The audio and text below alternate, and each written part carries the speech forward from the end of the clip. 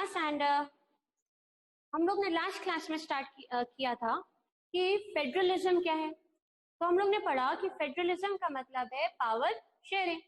किसके बीच में power sharing? तो सेंट्रल और सब डिविजन जो गवर्नमेंट्स होते हैं उनके बीच की पावर शेयरिंग। अब पावर शेयरिंग के दो तरीके हैं। Power sharing can be done by two ways. तो आज हम पहले वो दो वेज पढ़ेंगे। पहला वे इज जिसको कहते हैं coming together federation. You can see here coming together federation. Coming together federation में क्या होता है, कई states A B C D साथ आ जाते हैं अपने आप को एक बड़ा ब्लॉक बनाने के लिए। ठीक है, सो स्मॉल कंट्री कुछ अलग अलग countries like you can see here ये साथ आ जाती हैं एक बड़ा ब्लॉक बनाने के लिए, और इसी बड़े ब्लॉक को कहा जाता है कमिंग टुगेदर। तो क्या हुआ, इंडिपेंडेंट स्टेट्स एक साथ आ गए एक बड़ा ब्लॉक बनाने के लिए ताकि इनकी पावर बढ़ जाए, इनके रिसोर्सेज बढ़ जाएं, और जितना ये यूनिट्स पावरफुल होंगी उतना ही ये सेंट्रल गवर्नमेंट पावरफुल होगी। यानी दो दो की पावर्स, फेडरल यूनिट्स और सेंटर पावर सेम होता है। उसी को अगर हम डिफाइन करें, पॉइंट्स में लिखें तो क्या लिख सकते हैं? So look here, it says under this the independent states, जो अलग अलग इंडिपेंडेंट स्टेट्स है, दे कम टुगेदर, एक साथ आते हैं। क्यों आते हैं? To form a bigger unit, एक बड़ी यूनिट बनाने के लिए। Then it says that all constituents, जितने भी छोटे छोटे कॉन्स्टिट्यूएंट्स हैं, they have the same powers as the state government. और ये कहाँ पाया जाता है? तो you can see USA, Switzerland and Australia. These are the three states where you can find this coming together federation. ठीक है, ये तीन जगह पाया जाता है coming together federation, जहाँ पे छोटे छोटे स्टेट्स एक साथ आते हैं, रिसोर्सेस पावर सबको एक करते हैं ताकि वो एक मजबूत नेशन बन सके। आपने पढ़ा है यूएसए में, यूएसए के लोगों की डुअल सिटीजनशिप होती है, एक अमेरिकन होते हैं एक कैनेडियन होते हैं, क्योंकि Canada is a part of USA, Mexico is a part of USA. तो वहां के लोगों की डुअल सिटीजनशिप होती है, एक अमेरिकन एक कैनेडियन, एक मेक्सिकन एक अमेरिकन, इस तरह से। तो ये कमिंग टुगेदर फेडरेशन है जहाँ पे यूनिट्स भी सेम पावर रखती हैं एज द सेंट्रल गवर्नमेंट। दूसरा तरीका है जब एक बड़ी सी स्टेट होती है वो अपने आप को कंट्रोल नहीं कर पाती, तो अपने आप को छोटे छोटे छोटे यूनिट्स में बांट देती है। दैट इज, एक बड़ी सी यूनिट है, ठीक, एक बड़ी सी यूनिट है, वो क्या करेगी? अपने आप को बांट लेगी, छोटे छोटे पार्ट्स में डिवाइड कर लेगी ताकि अच्छे से उसका अथॉरिटी मेंटेन हो सके, अच्छे से वो सबको ध्यान रख सके। तो जब इस तरह की यूनिट आती है तो उसको कहते हैं होल्डिंग टुगेदर फेडरेशन। जब एक बड़ी सी यूनिट अपने पावर्स को डिवाइड कर लेती है इनटू कॉन्स्टिट्यूएंट स्टेट्स, इसको कहते हैं होल्डिंग टुगेदर। यहाँ पे सेंट्रल गवर्नमेंट ज्यादा पावरफुल होती है, स्टेट गवर्नमेंट्स की पावर कम होती है। तो इसी को अगर हम स्टेटमेंट्स में लिखें तो कैसे लिखते हैं? तो here a large country decides to divide its power. वहां पे यूनाइट था, यहाँ पे डिवाइड इट्स पावर। किसमें बांट रहे हैं? Between constituent state and the national government. ये नेशनल गवर्नमेंट हो गई, ये कॉन्स्टिट्यूएंट गवर्नमेंट्स हो गई। Central government is more powerful than the state government. जो सेंट्रल गवर्नमेंट है वो सबसे ज्यादा पावर रखती है, और कहाँ कहाँ है? तो India, Spain and Belgium. Okay,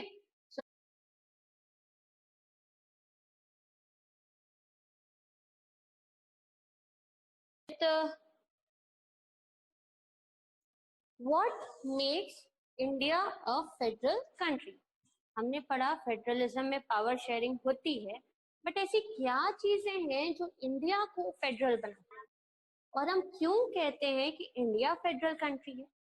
the first thing is, जिसकी वजह से कहते हैं डिविजन ऑफ पावर। पावर बटा हुआ है, ये पावर किसने बांटा है?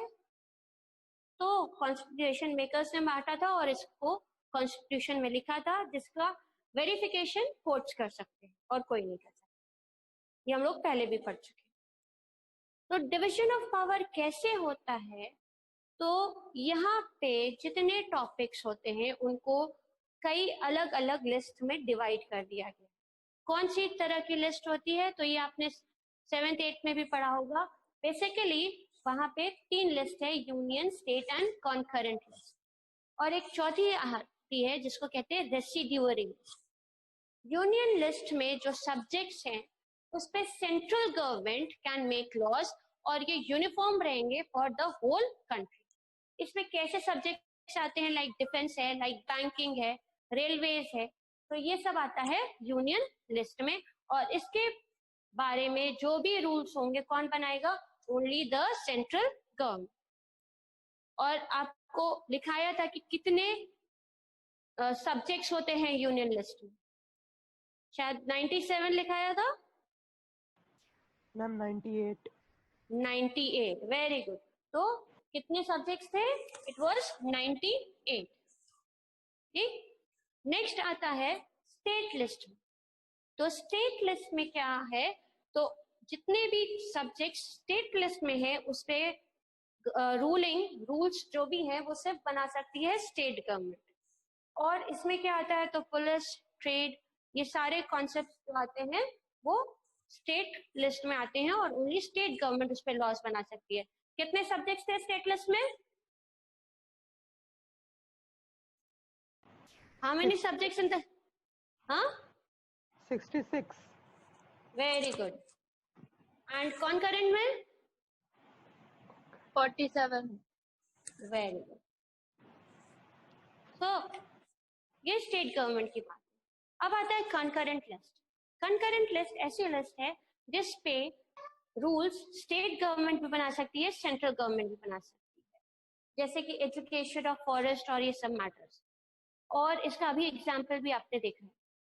तो दोनों तो रूल बना सकती है, लेकिन अगर कोई कंट्रोवर्सी होती है तो किसका डिसीजन फाइनल माना जाएगा, किसका रूल माना जाएगा? तो it is the central government जिसका रूल माना जाएगा। तो concurrent list पे central can also make rules and state government can also make rules, but in case of a conflict, कोई भी conflict होगा तो central government के decisions prevail करेंगे। यही अभी हुआ था। अभी हुआ कि फाइनल ईयर बच्चों का एग्जामिनेशन होना है या नहीं, कॉम्पिटिटिव एग्जाम्स होंगे या नहीं। स्टेट गवर्नमेंट से कहा नहीं होंगे, हम नहीं कराएंगे। सेंट्रल गवर्नमेंट ने कहा नहीं, ये मेरे पावर के अंदर आता है, रूल्स होंगे। कहाँ गया मैटर? कोर्ट में गया। सुप्रीम कोर्ट ने रूल कर दिया नहीं, फाइनल ईयर के एग्जाम्स होंगे, कॉम्पिटिटिव एग्जाम्स चाहे जैसे जेईई है, नीट है, इसके भी एग्जाम्स होंगे, क्योंकि अगर एग्जाम्स नहीं होते तो ये 0 ईयर डिक्लेयर हो जाएगा, जो बहुत से बच्चों के लिए बहुत नुकसानदेह होगा। तो क्या देखा, एजुकेशन ऐसा टॉपिक है जिसपे सेंट्रल गवर्नमेंट भी रूल्स बना सकती है, स्टेट गवर्नमेंट भी रूल्स बना सकती है। लेकिन अगर कॉन्फ्लिक्ट हुई, जैसे अभी हुई, स्टेट ने कहा हम एग्जाम नहीं लेंगे, सेंट्रल ने कहा एग्जाम लेंगे, तो किसका डिसीजन चलेगा? सेंट्रल गवर्नमेंट का डिसीजन चलेगा, क्योंकि education is a topic of the concurrent list. उसके बाद आते हैं रेसिडुअरी सब्जेक्ट्स। रेसिडुअरी सब्जेक्ट्स वो हैं जब कॉन्स्टिट्यूशन बना था उनकी कुछ पहचान नहीं थी, वो थे ही नहीं। लाइक कम्युनिकेशन, आईटी टेक्नोलॉजी, ये सारी चीजें थी नहीं, आर्टिफिशियल इंटेलिजेंस, ये सब उस वक्त कॉन्सेप्ट्स थे ही नहीं। तो उसके लिए ये नई लिस्ट बनी, residuary subjects, that is a list of remaining subjects जो पहले तीनों लिस्ट में कवर नहीं हो पाए। और इस पे कौन रूल बना सकता है? Only the central government can make rules on the residuary list. जैसे कि आईटी है, information technology, communications and artificial intelligence, जिसके बारे में आप अभी पढ़ते हैं। तो ये सब के बारे में central government can take decisions, और इसी को कहा जाता है डिवीजन ऑफ पावर। सेकेंड है 3 टायर सिस्टम। इंडिया में 3 टायर सिस्टम है, कैसे 3 टायर सिस्टम है? तो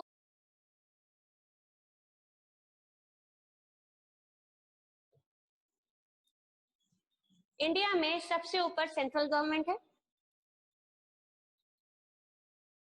इस सेंट्रल गवर्नमेंट के नीचे आती हैं अलग अलग स्टेट्स की स्टेट गवर्नमेंट्स, अलग अलग स्टेट्स की। इन स्टेट गवर्नमेंट के नीचे आती हैं डिस्ट्रिक्ट गवर्नमेंट्स, यानी स्टेट के अंदर जितने डिस्ट्रिक्ट होते डिस्ट्रिक्ट गवर्नमेंट। और इस डिस्ट्रिक्ट गवर्नमेंट दो तरह की होती है, for rural areas and for urban areas. Rural areas की होगी तो उसको कहते हैं पंचायत, एंड अर्बन एरिया की होगी तो वो हो जाती है म्युनिसिपैलिटी या म्युनिसिपल कॉरपोरेशंस। ठीक है, तो क्या है, इंडिया में भी डिवीजन ऑफ पावर है कितने लेवल्स में? 3 टायर सिस्टम। टायर मतलब level, this is the first level, this is the second level and this is the third level. तो इंडिया में भी पावर शेयरिंग है between different tiers of government, और इसीलिए इसको कहते हैं कि India has a 3 tier system, because power is divided between 3 levels of the government. सबसे ऊपर central, that is for the whole country, then you have the state government for that particular state, and then you have the district government, which is rural areas is panchayats, but in urban areas it can be either municipality or municipal corporation। और municipality और municipal corporation का difference भी हम लोग अभी बाद में करेंगे। ठीक है, so this is the second point, that India में क्या आता है? 3 टायर सिस्टम आता है।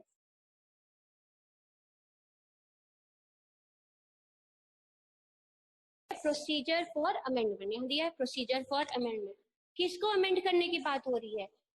यहाँ पे किसको अमेंड करने की बात हो रही है? प्रोसीजर फॉर अमेंडमेंट अफेयर है, तो किसको अमेंड करने की बात हो रही है? कॉन्स्टिट्यूशन को अमेंड करने की बात हो रही है।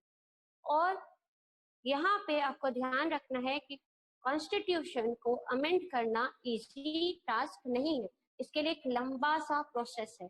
क्या है? कोई भी अमेंडमेंट होगा तो it has to be pass by 2/3 majority of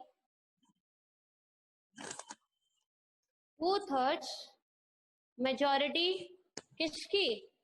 तो ऑफ पार्लियामेंट। पार्लियामेंट में कौन आता है?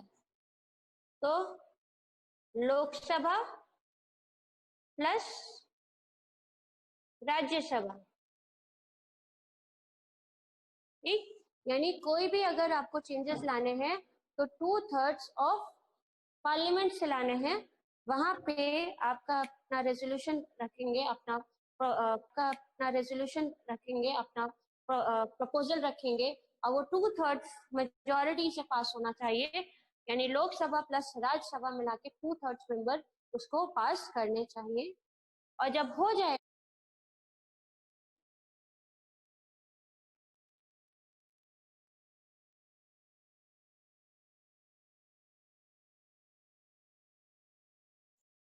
Plus half of the state legislative assemblies अगर उसको एक्सेप्ट करेंगी, उसको कंसेंट देंगी, तभी वो कोई चेंज आ सकता है, अदरवाइज चेंज नहीं हो सकता है।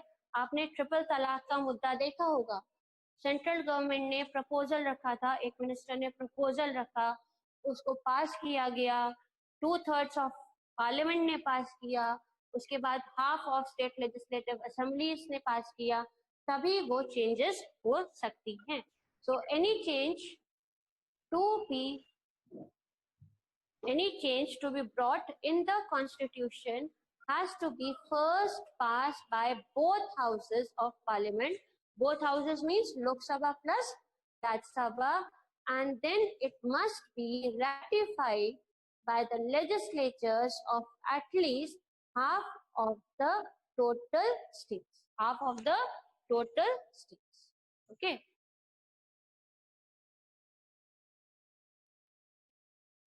Of total state. ठीक, तभी कोई चेंजेस आ सकते हैं, अदरवाइज कोई भी चेंजेस कॉन्स्टिट्यूशन में लाना संभव नहीं। So that was the third point, procedure for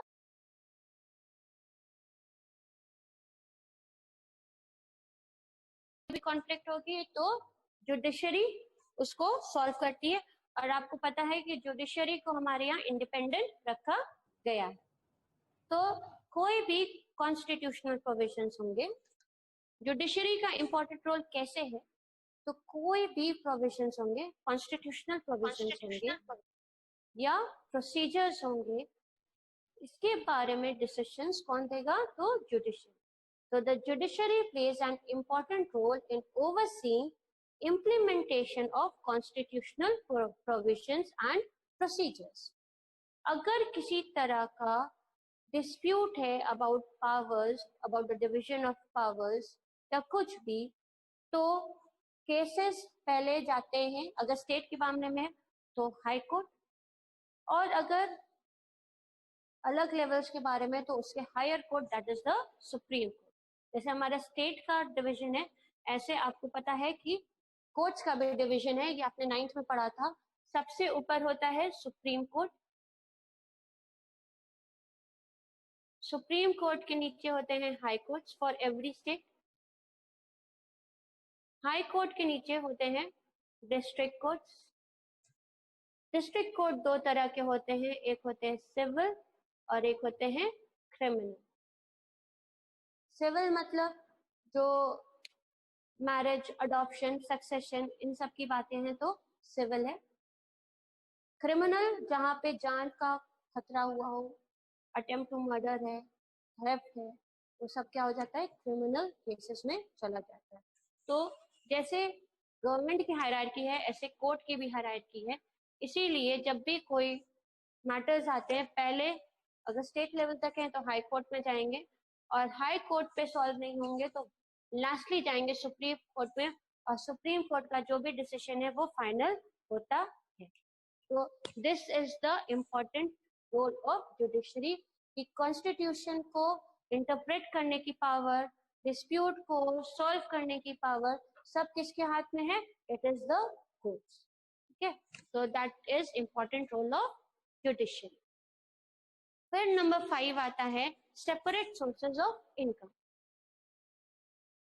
constitution ने देखा कि ऐसा ना हो कि गवर्नमेंट काम तो करना चाहे पर उसके पास पैसे की कमी हो, तो इसीलिए गवर्नमेंट को स्ट्रॉन्ग बनाने के लिए कि वो वेलफेयर के काम आराम से कर सके, सोर्सेस ऑफ रेवेन्यू स्पेसिफाई कर दिए गए कि अलग अलग गवर्नमेंट को अलग अलग जगह से पैसा आएगा, और सेंट्रल गवर्नमेंट अपने टैक्सेस कलेक्ट करती है जिससे वो अपना खर्चा चलवाती है, स्टेट गवर्नमेंट भी अपने टैक्सेस अलग कलेक्ट कर सकती है जिससे वो अपने खर्चे चला सकती है, और ये दोनों का काम है कि डिस्ट्रिक्ट गवर्नमेंट को भी पैसा दे ताकि डिस्ट्रिक्ट गवर्नमेंट भी प्रॉपरली अपने काम को कर सके। तो the state and the union have the power to raise resources by levying taxes। और क्यों टैक्सेस करने हैं, तो अपनी जो गवर्नमेंट के खर्चे हैं, जो अपनी रिस्पॉन्सिबिलिटीज है, उनको अच्छे से कैरी ऑन करने के लिए। अब आता है टैक्स होता क्या है। Tax is a compulsory payment, tax एक कंपल्सरी पेमेंट है जो हर बंदे को देना है। किस पे देना है, अपनी इनकम, अपने प्रॉफिट्स पे देना है टू द गवर्नमेंट, बिना कुछ रिटर्न में चाहे। यानी कि हम टैक्स ले रहे तो बदले में हमको ये चाहिए ही चाहिए, नहीं, ये एक कंपल्सरी पेमेंट है जो हर इंडिविजुअल, हर सिटीजन ऑफ इंडिया को देना है टू द गवर्नमेंट ताकि गवर्नमेंट अपने वेलफेयर प्रोग्राम्स कर सके। किस पे देना है, तो अपनी इनकम्स पे देना है, अपनी प्रॉफिट्स पे देना है। ठीक है, और आगे के क्लासेस में आप पढ़ेंगे टैक्सेस दो तरह के होते हैं, डायरेक्ट और इनडायरेक्ट। अभी के लिए सिर्फ आपको पढ़ना है कि टैक्स होता क्या है, ठीक, जो टैक्स लगता है ये होता क्या है। तो एक पेमेंट है, कंपल्सरी पेमेंट, जो हर इंडिविजुअल को देना होता है ना सिर्फ इंडिविजुअल्स को बल्कि कंपनीज को भी देना पड़ता है। Excuse me. उसके बाद आता है कॉन्स्टिट्यूशन। कॉन्स्टिट्यूशन हमारे यहाँ सबसे पावरफुल है, क्योंकि कुछ भी होगा वो सब क्या होगा, अकॉर्डिंग टू द कॉन्स्टिट्यूशन। हमारा जो कॉन्स्टिट्यूशन है और जितनी भी पावर शेयरिंग है, that is according to the constitution. So the sharing of power between union government and the state governments is all basic to the structure of the constitution. यही constitution किसी को बहुत powerful state बना देता है, किसी को कम स्टेट बना देता है। यही constitution ने कुछ स्टेट्स को देखा कि वो इतने बड़े हैं कि किसी एक्सिस्टिंग के साथ जुड़ नहीं सकते, और इतने छोटे हैं कि उनको अलग से एक स्टेट नहीं बना सकते, तो उनको एक स्पेशल टाइटल दे दिया, यूनियन टेरिटरीज। और आपको पता है यूनियन टेरिटरी पे कौन कंट्रोल रखता है? उसकी अपनी गवर्नमेंट्स नहीं होती, it comes under the state. तो ये पावर कि किस स्टेट को स्टेट रहने देना है, किस स्टेट को स्टेट नहीं रहने देना है, उसको यूनियन टेरिटरी देना है, ये सारा पावर किसके थ्रू आता है? It is through the constitution. जैसे कश्मीर को अभी आर्टिकल नहीं लगने से पहले तक एक इंडिपेंडेंट स्टेट बना के रखा गया था, उसके स्पेशल पावर्स थे, वहां प्रॉपर्टी नहीं खरीद सकते थे, वहां आप अपना नॉर्मल मोबाइल नहीं यूज कर सकते थे, अब वो हट गया है।